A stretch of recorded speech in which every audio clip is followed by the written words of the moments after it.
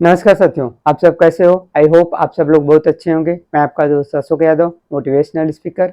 आज हम बात करेंगे कम संसाधन के बावजूद भी कोई कोई संघर्ष करके अपने मंजिल तक पहुंच जाता है, और जबकि बहुत से लोग यह रोना रोते हैं कि मेरे पास कम संसाधन था, नहीं तो मैं यह टारगेट कवर कर लेता, मेरे पास पैसा कम था, नहीं तो यह काम कर लेता। लेकिन कुछ लोगों में ऐसा हुनर होता है कि कम संसाधन के बावजूद भी धीरे धीरे वह प्रयास करके मंजिल तक पहुंच जाते हैं। आखिर वह यह सब काम कैसे करते हैं, चलिए समझते हैं इसे एक कहानी के माध्यम से। एक समय की बात है, श्रावस्ती नगर के एक छोटे से गांव में अमर सेन नाम का व्यक्ति रहता था। वह बहुत ही होशियार था। उसके 4 पुत्र थे। चारों का विवाह हो चुका था और जीवन यापन जैसे तैसे निर्वाह कर रहे थे। समय ढलते गया और वह धीरे धीरे अमरसेन बूढ़ा हो चला था। उसकी पत्नी स्वर्गवासी हो गई। तब उसने निश्चय किया कि अब मेरी जो संपत्ति है वह किसी न किसी बेटे को दिया जाए, पर कौन जो सबसे अच्छा हो, जो उत्तराधिकारी हो, उस लायक हो, उसे दिया जाए। उसने एक दिन अपने चारों बेटे और उनकी पत्नी को बुलाया।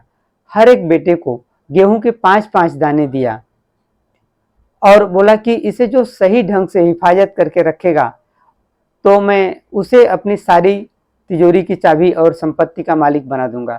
मैं 4 साल के लिए तीर्थ यात्रा पर जा रहा हूँ। इतना कहकर अमरसेन 4 साल के लिए तीर्थ यात्रा पर चला गया।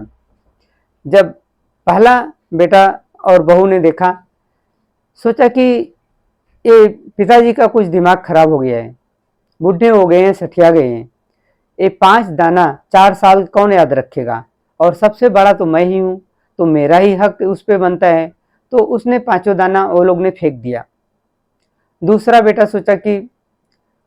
बेटा और बहू ने सोचा कि 5 दाने तो संभाल कर रखना मुश्किल है, इसलिए इसे खा जाते हैं। जब आएंगे तो उन्हें बता देंगे, तो उन्हें भी अच्छा लगेगा कि हाँ इसने खा लिया, और खुश होकर मुझे ही संपत्ति का उत्तराधिकारी बनाएंगे।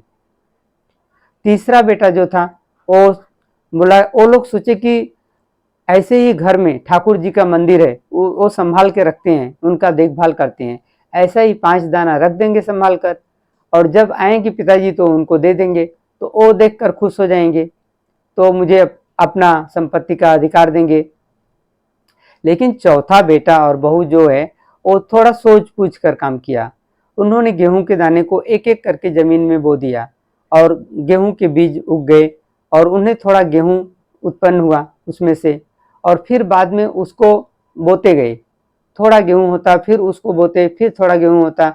ऐसा ऐसा 5 दाने से 5 बोरी गेहूं हुआ, 5 बोरी से 25 बोरी, 25 बोरी से 50 बोरियां गेहूं हो गया, और उसे संभाल कर गोदाम में रख दिया। जब 4 साल बाद तीर्थ यात्रा से अमरसेन आए तो बारी बारी एक एक बेटे के यहाँ पर गए। सब ने अपनी अपनी कहानी बताई। जब उन्होंने चौथे बेटे के पास आया तो उन्होंने चौथा बेटा बोला कि यह आपकी 5 गेहूं के दाने अब 50 बोरियों में तब्दील हो गई है, जिन्हें मैं संभाल कर गोदाम में रख दिया है। अब इस पर अब आपका हक है। अमरसेन ने फौरन तिजोरी की चाबी निकाली और उस बेटे बहू को दे दिया, और बहुत खुश हुई कि यही मेरे संपत्ति का उत्तराधिकारी हैं, यही हमारी संपत्ति को संभाल सकते हैं। तो अक्सर इंसान की जिंदगी में अगर किसी के पास कम संसाधन है तो उसका ठीक से उपयोग किया जाए। अगर सही ढंग से उपयोग करके धीरे धीरे उसको कैसे बढ़ा सकते हैं। ये गेहूं के दाने का प्रतीक है कि 5 दाने से 50 बोरियां में कैसे तब्दील हुई। कोई भी छोटा बड़ा बिजनेस हो, अगर कम संसाधन है तो उसे धैर्य के साथ में करेंगे तो एक दिन वह बड़ा जरूर बनेगा। आप अपने मंजिल में पाने में कामयाब जरूर होंगे।